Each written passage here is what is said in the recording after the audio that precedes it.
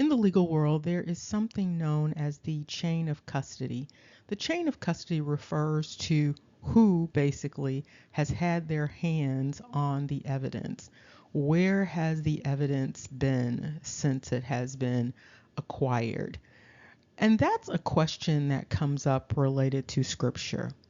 What has been the chain of custody? There are a number of dynamics in Scripture that make this question an important one. One dynamic is the mysterious nature of Scripture, the coded nature of Scripture. And this topic that we're going to address is one of those types of dynamics that brings up that question again. What exactly was the chain of custody, or has been the chain of custody?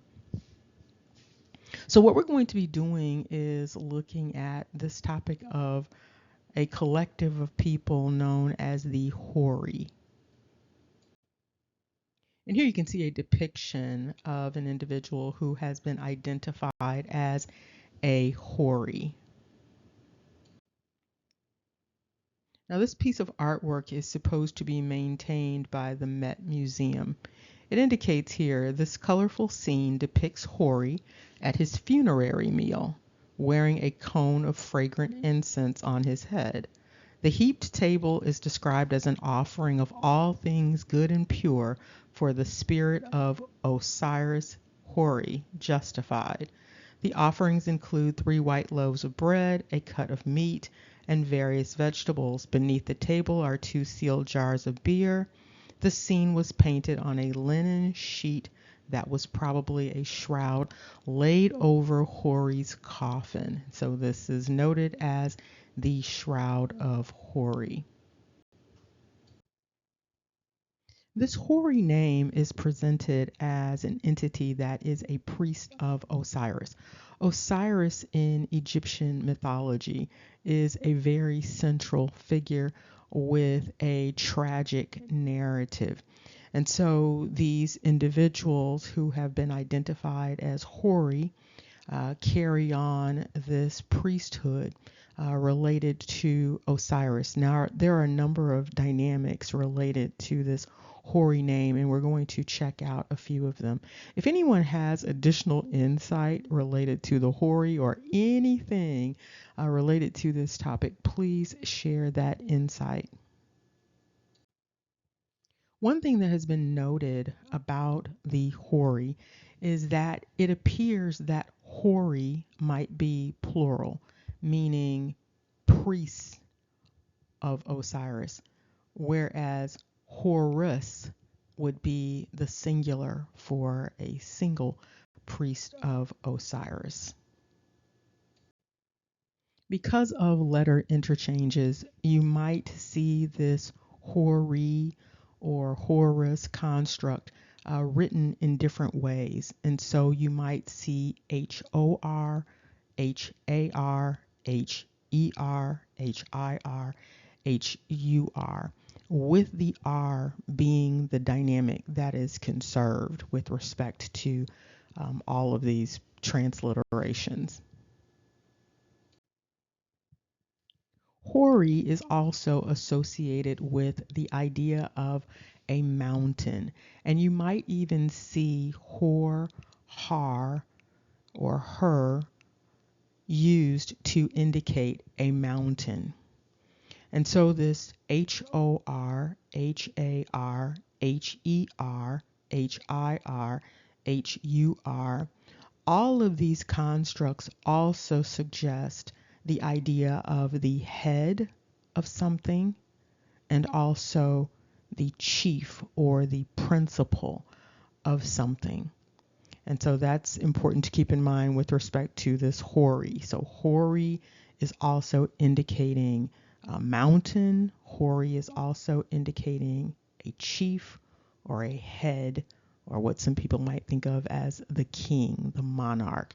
And again, you see the R conserved, and we've already discussed the dynamic of the R. And so HORI could also indicate this idea of the chief priest of Osiris, or the head priest of Osiris.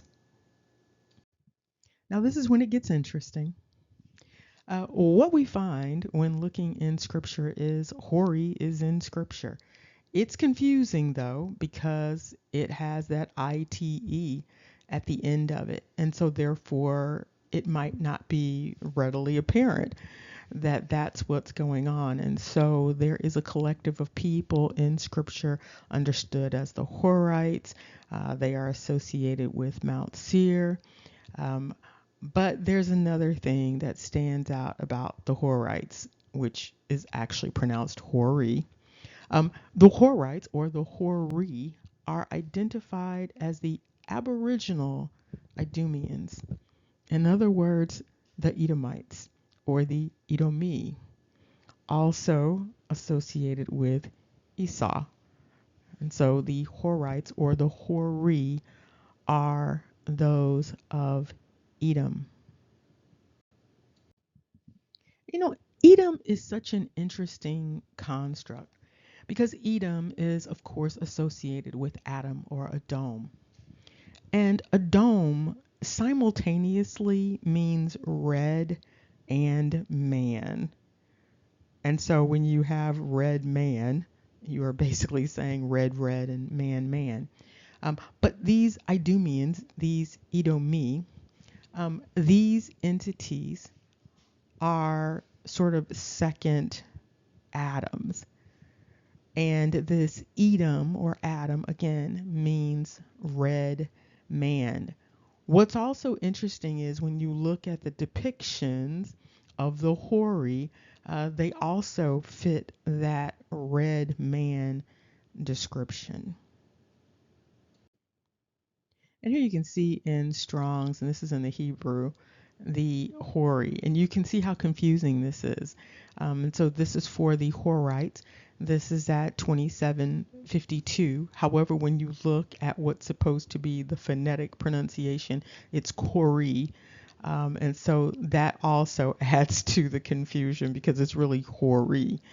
And so anyway, it goes on to indicate that these are the Aboriginal Edomites, the red man. That's what Edom is the red man. That's what Esau is supposed to be, is the red man. And so here we have this conflation between the original red man and these priests of Osiris that also have this name associated with this idea of the mountain.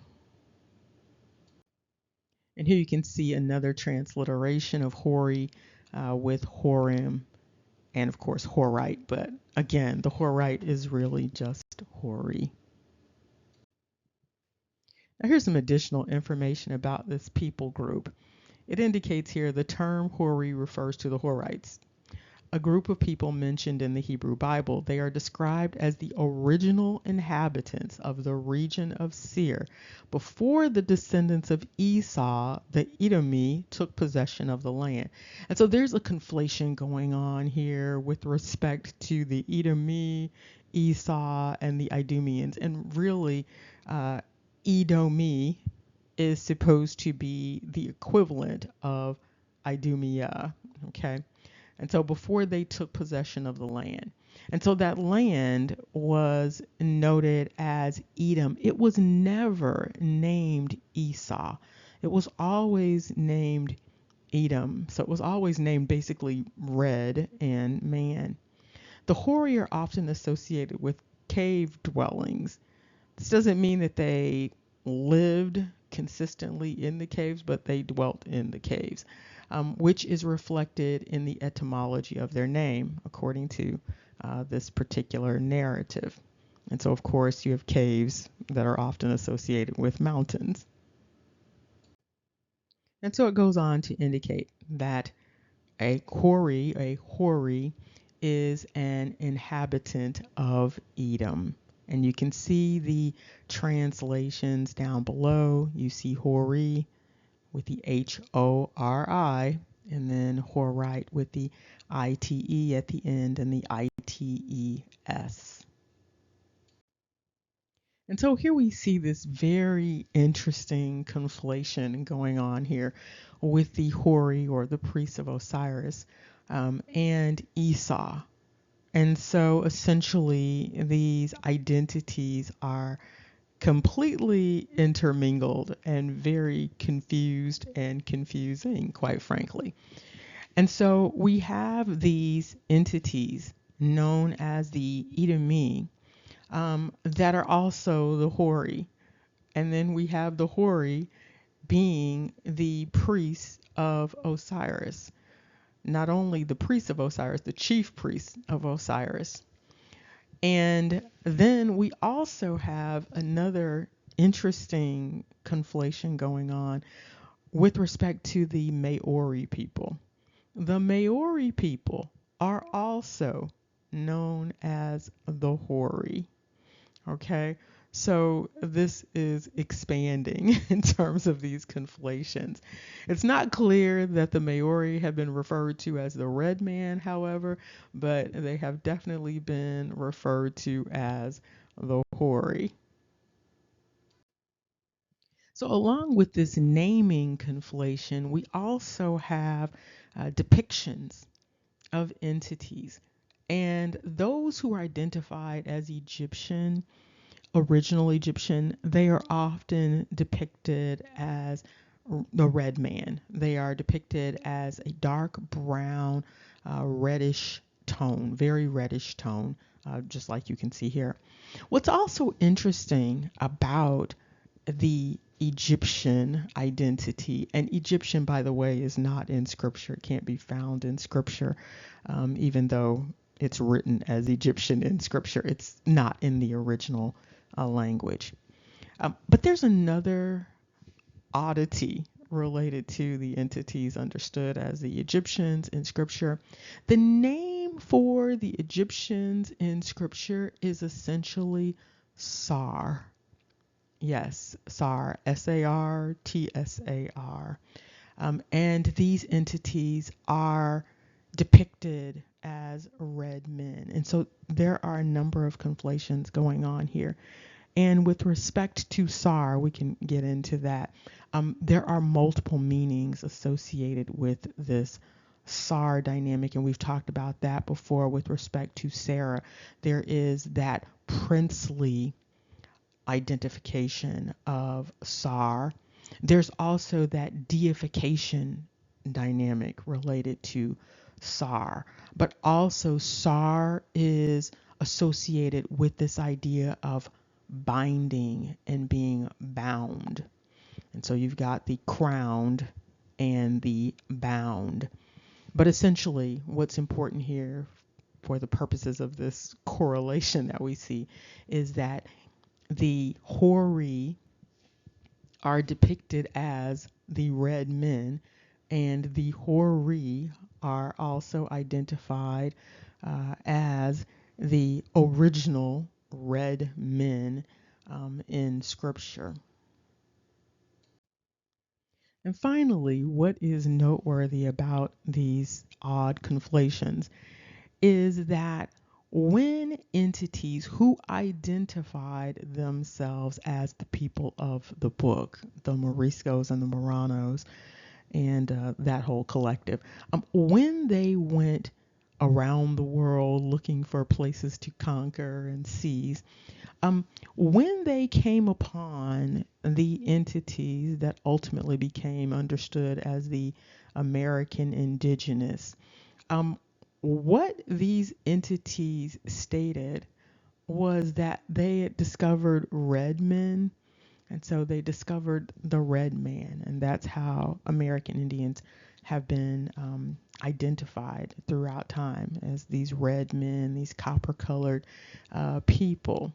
And so it's noteworthy that those who identified themselves as the antithesis of the red man noted that the red man was in the Americas. And again, the individuals who discovered the red man were the individuals who have the red man as a part of the narrative in Scripture. And finally, what we have here is this really confusing dynamic wherein Esau is identified with Egyptians, specific Egyptians, Osiris Egyptians. And then you also have the American Indians correlating with Esau. And then you have another collective of indigenous people, the Maori, being correlated with Esau or with Osiris. This is all very noteworthy, and it's also noteworthy that there is confusion surrounding all of this. But there is also a deeper layer to this entire dynamic, and we can explore that. But again, if you have any additional insights or reflections about this oddity, please share them. And that includes anything related to the red man, related to American Indians, related to the Egyptians, or the Sar or Sar dynamic, the HORI related to the Maori, or the HORI as in the priesthood of Osiris, or the HORI or the Har or the Hor related to this dynamic of the mountain. Remember, knowledge is power. Take care. See you soon.